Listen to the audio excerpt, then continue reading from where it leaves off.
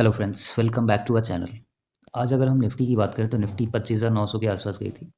फिर वहाँ से 26,050 के आसपास हाई भी लगा था और क्लोजिंग आते आते 26,014 के आसपास क्लोजिंग आई है। अगर हम प्राइस सेक्शन की बात करें तो काफ़ी अच्छा प्राइस सेक्शन बन रहा है। और अगर हम थोड़ा सा देखें कि निफ्टी में क्या हो सकता है, तो अभी हम दो चार चीज़ें देखते हैं। ठीक है, अभी देखें कि मार्केट क्यों नहीं बढ़ रहा है। तो इसके बहुत पीछे बहुत सारे रीज़न हैं। ठीक है, तो एक एक रीज़न्स पे बात करते हैं कि कहाँ पे क्या हो रहा है, क्या चल रहा है। और उसके बाद से आते हैं हम निफ्टी और बैंक निफ्टी पे थोड़ी सी एनालिसिस करते हैं। तो जो सबसे बड़ा रीज़न है वो है कि जो हमारा इंडियन रुपीज़ है वो डेप्रिशिएट होते जा रहा है। एक टाइम पे 90 था, अभी ऑलमोस्ट 91 के आसपास आ चुका है। 90.80 का हाई लगा था, 72 के आसपास अभी था। तो अभी क्या क्या दिख रहा है, मतलब बेसिकली क्या है कि बहुत पहले हमने वीडियोज़ में बताया था कि जो रुपीज़ है वो डेप्रिशिएट कर रहा है और आने वाले टाइम में 92 93 ईजिली पहुँच जाएगा। ठीक है, तो अगर हम डॉलर इंडेक्स देखें, यूएस डॉलर इंडेक्स, तो ऑलमोस्ट 97.93 के आसपास आ चुका है। ठीक है, और इसका जो रिसेंट लो दिख रहा है वो दिख रहा है 92 90 मतलब 88 से लेके 92 के आसपास। अब इसका रिसेंट जो सपोर्ट है वो इस लेवल पे है, मतलब 96 के आसपास। अगर 96 ब्रेक होता है तो जो डॉलर है, डॉलर इंडेक्स का फ्यूचर है, वो 90 के आसपास आ जाएगा, और जो कि मतलब ठीक है एक तरीके से। और जो हमारा इंडियन रुपीज़ है वो मतलब वो भी काफ़ी नीचे आ जाएगा, 92 93 के आसपास।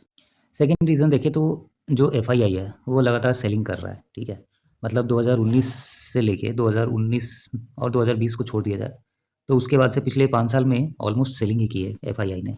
2021 में ऑलमोस्ट 93,000 करोड़ की सेलिंग की थी, फिर 2022 में 2.8 लाख करोड़ की, 2023 में थोड़ी सी कम थी 16,510 करोड़ की, 2024 में 3 लाख करोड़ की, और 2025 आते आते ऑलमोस्ट 3 लाख करोड़ के आसपास आ चुका है।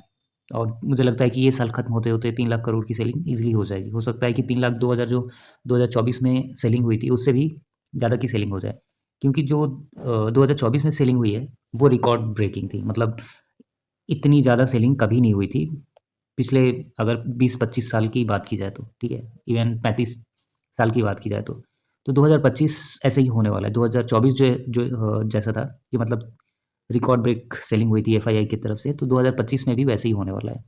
ठीक है, डीआईआई की अगर हम बात करें तो डीआईआई लगातार बाइंग करते जा रहा है, और पिछले 5 साल में मतलब 2021 से लेके अब तक बाइंग ही कर रहा है।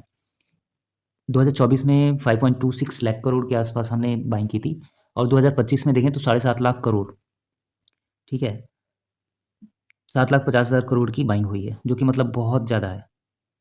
अगर एफआईआई की बात करें तो एफआईआई ने 3 लाख करोड़ की सेलिंग की है 2025 में, लेकिन हमने 3.5 lakh crore extra, sorry 4.5 lakh crore extra की बाइंग की है, बट स्टिल मार्केट नहीं भाग रहा है। तो उसके पीछे एक तो मैंने रीज़न बताया कि जो हमारा रुपीज़ है वो काफ़ी ज़्यादा डेप्रिशिएट हो रहा है, और दूसरा देखो, रुपीज़ के डेप्रिशिएट होने के और एफआईआई का जो सेलिंग है वो बढ़ने का जो कोरिलेशन है वो भी आपको समझना पड़ेगा। क्योंकि एफआईआई इन्वेस्टिंग तभी करेगा जब डॉलर, जो हमारा रुपीज़ है वो एप्रिशिएट कर रहा हो, क्योंकि डॉलर वहाँ पे एप्रिशिएट कर रहा है, मतलब ऑल्दो डॉलर इंडेक्स तो डेप्रिशिएट ही कर रहा है बट रुपीज़ भी डेप्रिशिएट कर रहा है। तो यहाँ पे एफआईआई के लिए क्या है कि मतलब काफ़ी चैलेंजिंग हो जाता है रिटर्न जनरेट करना। एंड थर्ड चीज़ अभी निकल के आ रही है कि ट्रम्प जो है, जो रसिया और यूक्रेन का वॉर था वो और ज़्यादा एस्केलेट हो रहा है। तो ट्रम्प ने अभी ट्वीट भी किया था, और बहुत जगह उनके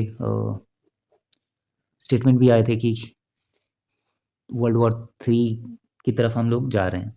इवन जो नाटो है उसने भी यूरोपियन कंट्रीज़ को एक तरीके से एडवाइस किया है कि आप वर्ल्ड वॉर 3 के लिए रेडी रहें। तो ये 3-4 चीज़ें हैं जो कि मतलब मार्केट के लिए सही नहीं है। अभी देखते हैं कि थोड़ा-सा प्राइस एक्शन किस रेंज में बन रहा है और कल क्या हो सकता है। कल तो अगर हम देखें तो प्राइस एक्शन काफ़ी अच्छा पैटर्न फॉर्म हुआ है। ठीक है, ऑल्दो मार्केट ऊपर जाने के लिए रेडी था, बट यहाँ से कुछ खास ऊपर नहीं जा पाया। 26,050 के लेवल से एक फॉल देखने को मिला, और 25,900 के लेवल पे एक अच्छा सपोर्ट दिख रहा है। तो कल के लिए हमारा जो सपोर्ट रहेगा वो 25,900 के आसपास रहेगा। अगर ये लेवल ब्रेक होता है फिर हमें इस लेवल पे देखना पड़ेगा। तो हमारा ये सेकंड सपोर्ट रहेगा 25,750 का। अगर हम रेजिस्टेंस की बात करें तो हमारा फर्स्ट रेजिस्टेंस इस लेवल पे रहेगा 26,200 का। अगर 26,200 ब्रेक होता है, क्योंकि कल क्या है, कल वीकली एक्सपायरी है, तो अगर 26,200 ब्रेक होता है फिर हम 26,300 के लिए जा सकते हैं, बट 26,000 पहले ब्रेक हो तब तो। क्योंकि अगर प्राइस एक्शन देखें तो प्राइस एक्शन काफ़ी अच्छा है, बट एक बार 26,050 के ऊपर ट्रेड करना चाहिए। अगर 26,050 के ऊपर ट्रेड करता है तो फिर हम 26,200 के लिए टारगेट रख सकते हैं। बैंक निफ्टी की बात करें तो बैंक निफ्टी का जो सपोर्ट बन रहा है वो 59,000 का बन रहा है, और दूसरा जो सपोर्ट है वो इस जोन पे है, मतलब 58,800। तो ये फर्स्ट सपोर्ट हो गया, ये दूसरा सपोर्ट हो गया। अगर हम रेजिस्टेंस की बात करें तो 59,800 फर्स्ट रेजिस्टेंस रहेगा, और दूसरा रेजिस्टेंस दिख रहा है इस लेवल पे, मतलब 60,000 के लेवल पे। तो बहुत पहले हमने आइडिया वोडाफोन पे बात की थी, और मैंने बताया था कि इसका जो टारगेट होने वाला है वो 15 के आसपास है, और 15 का लेवल जैसे ही ब्रेक होगा फिर 20 और 25 के लिए हम जा सकते हैं। इसमें मेरा जो टारगेट है वो काफ़ी, मतलब लॉन्ग टर्म टारगेट 80 है और फिर 100 है। कुछ लोगों को लगेगा कि यार इतनी वाहियात कंपनी है, इतने ज़्यादा डेट हैं, तो पॉसिबल नहीं है, बट प्राइस एक्शन और स्टॉक मार्केट में हर चीज़ पॉसिबल है।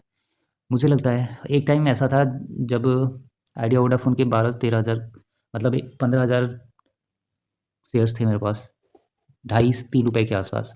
फिर उसके बाद से जैसे जैसे बढ़ते गया, मतलब 3-4 रुपए, 4 रुपए आते आते मैंने सेल कर दिया था। और उस टाइम, ये मैं बात बता रहा हूँ आपको कब की, 2022 के आसपास, मतलब 2020, 2019-20 के आसपास, ठीक है। और उस टाइम मुझे पता था कि ये 15 रुपये जा सकता है, और 2022 में, 2000 मतलब 22 तक तो 15 ब्रेक भी कर चुका था, 15 के अबव भी आ चुका था। फिर नीचे गया ऑलमोस्ट 6 रुपये के आसपास, फिर 6 रुपये से 18 तक भी आया, फिर 18 रुपये से एक बार फिर से 5, मतलब 6 के आसपास आ गया था। अभी रिसेंटली मैंने सितंबर में, जब ये 8 रुपये के आसपास था, तब बताया था मैंने कि 10 और 11 का टारगेट दिया था मैंने। तो अभी देखें तो अभी रिसेंटली 12 रुपये का हाई लगा के 11.35 के आसपास क्लोजिंग आई है, ठीक है। तो इसका जो रिसेंट अगर रेजिस्टेंस देखें तो अभी 12 के आसपास है। अगर 12 का जो ये लेवल है, अगर इसके ऊपर ब्रेकआउट आता है मंथली पे, वीकली पे, तो काफ़ी अच्छा होगा। मतलब आने वाले टाइम में ये 16 और फिर 18 तक ईजिली जा सकता है, ठीक है। तो फर्स्ट टारगेट अपना रखेंगे हम 16 रुपये का, और दूसरा टारगेट रहेगा अपना 18 का। अगर 18 के ऊपर भी क्लोजिंग आ जाती है फिर ये 25 रुपये के लिए ईजिली जाएगा।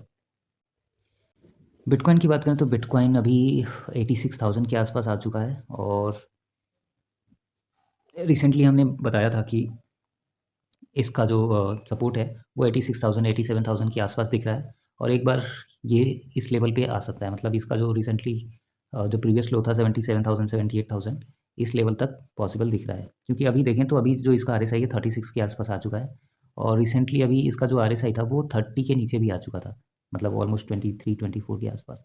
तो मुझे लगता है कि एक बार फिर से ये 83-84,000 के आसपास आएगा, और फिर वहाँ से हो सकता है कि एक पुल बैक फिर से देखने को मिले हमें।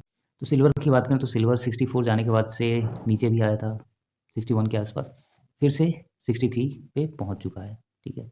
तो अभी रिसेंटली मुझे लग रहा है कि जो इसका टारगेट था 95 का, वो काफ़ी क्लोज दिख रहा है। मतलब मुझे तो लग रहा था कि काफ़ी टाइम लगेगा, बट अभी ऐसे मतलब फील हो रहा है कि कुछ भी हो सकता है। मतलब आने वाले 1-1.5 साल, 2 साल में ही ये 95-100 तक जा सकता है, ठीक है।